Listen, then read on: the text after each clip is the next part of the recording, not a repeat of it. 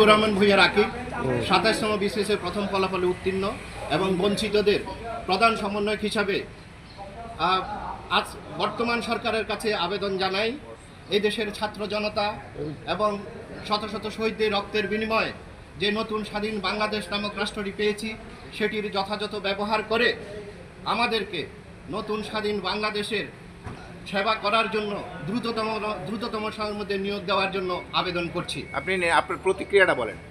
আমার প্রতিক্রিয়া, আপনারা জানেন সেই সময়কার ফ্যাসিস্ট সরকার আমাদেরকে গলা টিপে হত্যা করা হয়েছে। এগুলা বলেন না, আপনি বলেন এই রায়ে আপনার সন্তুষ্ট না অসন্তুষ্ট এটা বলেন। আমরা এই রায়ে সন্তুষ্ট এবং আমরা আমাদের অধিকার ফিরে পেয়েছি এবং আমরা যেটা দেখেছি যেখানে যেই কোর্টে অবিচার হতো সেই কোর্টে আজকে ন্যায় বিচার ফিরে এসেছে এবং মাননীয় বিচারকগণ ন্যায় বিচার প্রতিষ্ঠা করেছেন।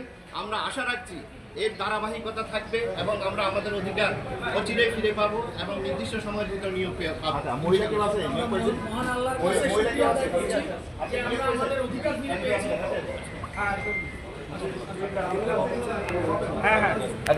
কি পোস্টে ছিলেন? আপনার নামটা বলেন, পোস্টটা বলেন আর নামটা বলেন।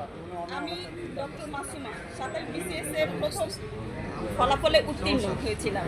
আচ্ছা, আমি আজকে এই আইনের যে কাঠগড়ায় দাঁড়িয়ে ১৬টি বছর আমরা ডোর টু ডোর ১৮ বছর আমরা ডোর টু ডোর হেঁটেছি।